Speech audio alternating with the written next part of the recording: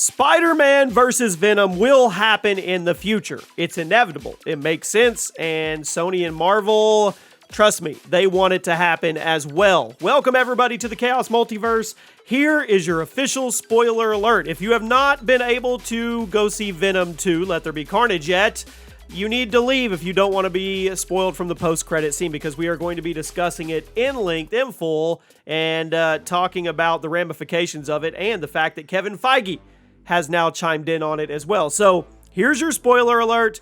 Click off the video now. Also, we are running the PS5 giveaway at 10,000 subs. It's coming fast. Somebody's going to win a PS5. All you need to do is be subscribed, and on any video, like it and leave a comment who your favorite Marvel character is. Include your Twitter handle. Make sure you have those notifications turned on, and you are automatically entered. You can do it on every single video.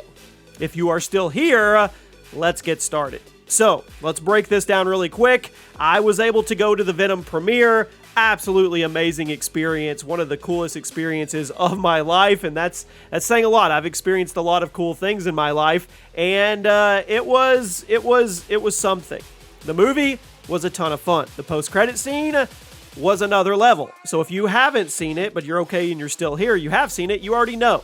So they're off at a resort, and something happens. We don't know if it's Doctor Strange's spell that he cast in No Way Home, or if it's Sylvie running through He Who Remains, but the point is, something happens to where Tom Hardy's Eddie Brock, and Venom end up in the MCU. And they end up in Tom Holland's Spider-Man's timeline. The MCU timeline, they see him on the TV. Venom instantly recognizes him and licks him. Now, he doesn't necessarily recognize Tom Holland per se, but he recognizes the suit, because we found out that there's 80 million years of hive knowledge when it comes to the symbiotes, and they're a lot deeper than that we thought they were. So he probably has connections to other timelines and other universes with other different Spider-Man characters, and he recognizes the suit. You could tell that he recognized him. So that instantly put Eddie Brock and Venom in the MCU. So we fast forward, and we want to know, what does that mean? Well, a lot of people ran with the theory that pretty much guaranteed that Venom would be in Spider-Man No Way Home in some capacity. We talk about the Lizard versus Venom clip. I've been on both sides of the fence with this. I'm still not convinced it's Lizard, but it is what it is. So that's a decent theory. It makes sense, because Sony allowed him to be introduced, and Marvel was all for it. So he's technically MCU canon now, right? So it would make sense for him to be in Spider-Man No Way Home, but it actually doesn't make a lot of sense, because Venom is one of Sony's biggest properties, and the best way to capitalize on that is for Tom Hardy to get as much spotlight as Tom Holland. How do you do that? You don't do that in Spider-Man No Way Home. You don't do that in a movie that is going to have Doctor Strange, multiple cameos, could have Matt Murdock, could have Kingpin, has Doc Ock, has Green Goblin, Electro, Sandman. I could go on and on and on. Andrew Garfield, Tobey Maguire, Tom Holland, Zendaya. Come on. That's not where you maximize the potential of your IP. Now, a post-credit scene makes total sense. It makes sense for Spider-Man No Way Home to have two post-credit scenes. One to set up maybe stuff into Doctor Strange or what's going to happen to Spider-Man next, and then the other one to be connected to Venom and Tom Hardy, just like we get it vice versa. You give a little, and we give a little. That makes more sense than Venom playing a big role in Spider-Man No Way Home, and it makes a lot more sense to set that up down the road for Spider-Man versus Venom in Sony's Spider-Verse. It really, well, connected to Marvel. It's all confusing. The point is, that's what makes sense to me. Well, Kevin Feige actually chimed in. Somebody asked him when he was at the Eternals world premiere what the deal was with how that worked with the mid-credit scene for Let There Be Carnage. And he said, in order to pull it off, there was a lot of coordination, and that the teams behind Venom 2 and Spider-Man No Way Home worked together on it, and quoted, "There was a lot of coordination. If you don't know all the coordination yet, I'm not going to be the one to tell you, super secretive. But yes, between Sony and Marvel and the Venom team and the No Way Home team, we worked together on it." Now, this is huge. It's not just huge because him talking about the post-credit scene and the fact that they worked on it together. It's the fact that there's synergy between Sony and Marvel, that there's synergy between the Venom team and the No Way Home team, because that creates synergy for future projects when it comes to Spider-Man and Venom. Not just Spider-Man and Venom, but anything from the Spider-Verse into the MCU, Kraven the Hunter, Morbius, I mean, all down the road, the Sinister Six, whatever way they go with it, they're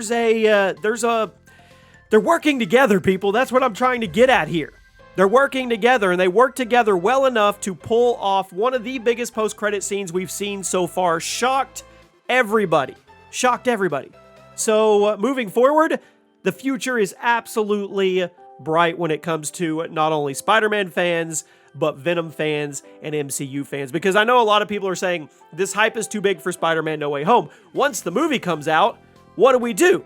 Well, everybody will turn their focus to Into the Spider-Verse Part 2. That's going to be the big hype next. But then down the road, trust me, the hype is going to be probably even bigger once we figure out what path Tom Holland's Spider-Man is going to take after No Way Home. Because the rumors are, and the speculation is, that path is going to go over to the Spider-Verse, but it's still going to be connected to the MCU. Tom Holland has talked about it. He said, this is the ending of the Homecoming series. This is the finale. And he said it felt like an ending. But he also elaborated on if there were to be future movies or that group got to get back together, well, he said it would look much different. He said it would be a different tone. So you know they've talked. You know Sony has already talked to Tom Holland and talked to Marvel, and hey, this is what we're thinking storyboarding into the future. They're not letting Tom Holland go. He's going to be Spider-Man for the foreseeable future. I strongly feel that way. There's no way he's not. But in what capacity? How does that work? Do they focus more on the Spider-Verse in the Sony universe with him and Venom and Sinister Six, and maybe as he gets out of being a high school teenager and into a young man? Or do they take it and go crazy with it? Because Andrew Garfield and Tobey Maguire may be in the mix if one of them doesn't die in this movie, and those are different timelines that can branch out, all while still keeping his toes and foot in the MCU. So he could come back for the bigger stuff, like possibly Avengers 5 or Secret Wars or anything like that. I'm telling you right now, every day we think we're getting something new and monumental and our minds get blown, like this Venom post-credit scene and the stuff we're hearing about Doctor Strange and Spider-Man No Way Home. I think this is just the tip of the iceberg, to quote Mr. Tom Holland himself. I think it's going to get even crazier and nuttier over the next year or two, and we're just going to keep getting cool stuff as Marvel fans is what I'm going at here. So there you go, guys. Kevin Feige has chimed in on the post-credit scene, and he said they work together. And to me, I grabbed that and said, you know what? That means future projects are a big possibility because they're working together. This isn't Sony and Disney from 2 years ago that are arguing over money and rights. This is Sony and Disney planning out a bigger cinematic universe together, which I'm all for. You guys let me know what you think, and I'll see you soon.